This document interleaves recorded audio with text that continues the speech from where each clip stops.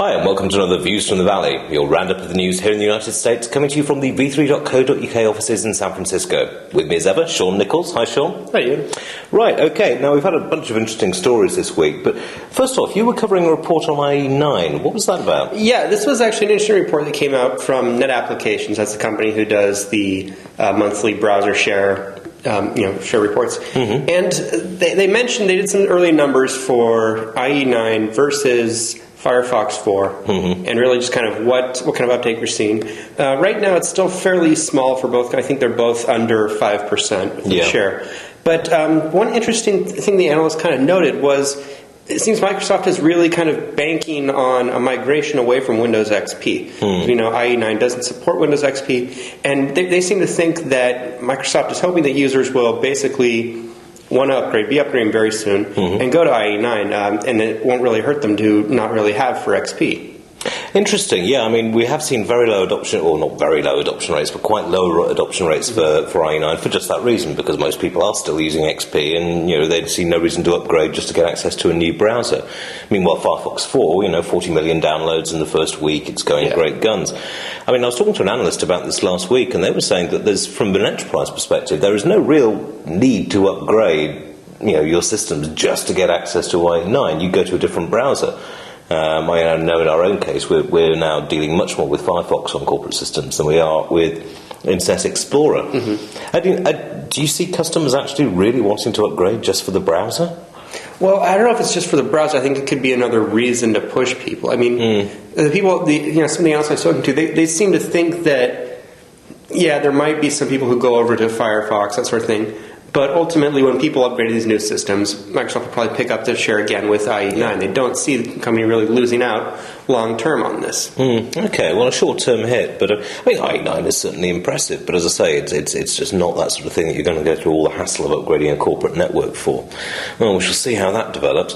Other than big news, in fact, on yesterday, Larry Page officially took over as head of Google. He got the corner office that Eric Schmidt had and moved in his collection of gewgaws and whatever, and nice little photo on the desk and that sort of thing. I've got to say, I was talking to an analyst about this last week, and he was saying, well, two words as to whether or not Larry Page really should be head of Google: Jerry Yang. It seemed to be kind of giving these kind of flashbacks. At the same time, though, I mean, the whole reason Eric Schmidt was really brought in was to kind of be the adult of the company, to kind of help guide them, and keep Sergey Brin and Larry Page kind of give them some time to train, kind of learn the ropes and everything. Mm-hmm. And I mean, it could be a case now where he actually has learned it and he's ready to help take the company over. Well, I hope so. I mean, Brin's still turning up to press events in his vibrant five fingers and a sweaty bike jacket, but Well, yeah, but at the same time, he still has a lot of the same management team that Eric Schmidt put in place, so he's going to have good people around him as well. It's not like he's, like they got all the old college buddies back in there to try and run everything. Yeah, true. I just worry that Google's going to lose its way, if you like, with too many vanity projects. But you never know. I mean, some of them work out rather well, so we could see some benefit from this. I mean, obviously, it's too early to be pronouncing judgment. The guy's only been in power for less than 48 hours. But I don't know. It's going to be very interesting. And having founders back to the company they founded, though, has got a bit of a bad reputation. The only company I was doing a piece on this yesterday. The only company who's really done it and done it well is Apple. Yeah, I mean, in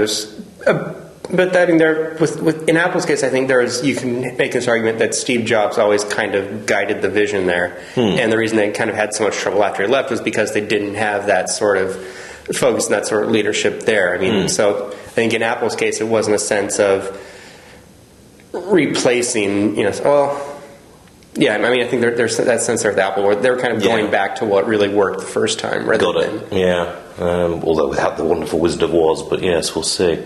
Now, we obviously write about technology firms an awful lot, and you will be here, obviously, and this is the main focus of our site, but you've had an interesting story today which deals with something about as far removed from the high-tech industry as is possible. It's Gucci.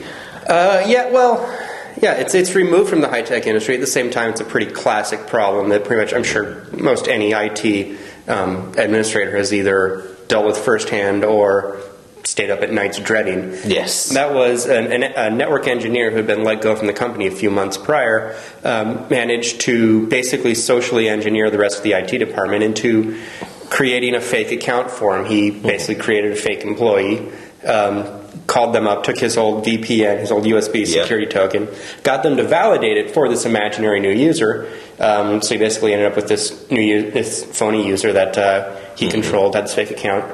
From there, he was able to get into the network, basically get in there and delete email archives, other company data, pretty much locked down the entire email system for about a 24-hour period. And I think they said total damages were somewhere in the neighborhood of $200,000. Yeah, I can well believe it. I mean, we do, for years now, we've been telling, we've been writing stories about how it's not the outside hacker that's the biggest threat to your data, it's the insider.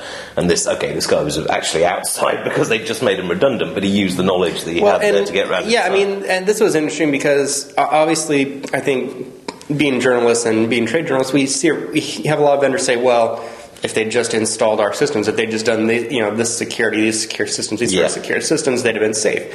This was a case where they had two-factor security here. They had the VPN, everything locked down. You needed basically a company-run USB key to get into this network, and this guy still managed to get through and get into this. It's a layer 8 problem, as we say in the industry. You've got 7 layers of the network stack, and then layer 8 is the human on top, and that's always the first one to go. Oh yeah, I mean that's always the kind of joke around security. Is that it's usually a meatware problem. Yes, exactly. Although, you do have to watch it. I mean, we are seeing things like data loss prevention software, which is becoming more common, which is ideally suited for this sort of thing. But it's a problem as old as IT departments. I don't see it going away anytime soon. Yeah. But and finally, on more problems coming down the line, I did a story today that the source code for the Zeus malware, which has caused so much trouble over the last few years. Apparently, there were reports last month that the writer was putting it up for sale for $100,000. The source code now appears to have leaked, has appeared on peer-to-peer file sharing sites. We're seeing a large uptake. We're going to see a large uptick in the number of automated malware toolkits which are using this. So basically, batten down the hatches. We're going to see a whole new slew of Zeus botnets out there.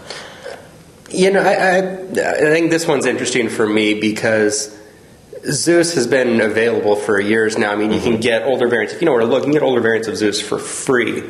So as far as spreading, making things worse, I'm not exactly certain. At the same time, although, with the source code out, you're going to get a lot of people doing new variants. New sort of that sort of thing. But this may end up being a bigger problem for people who wrote the Zeus malware than anybody else. I mean, they just lost.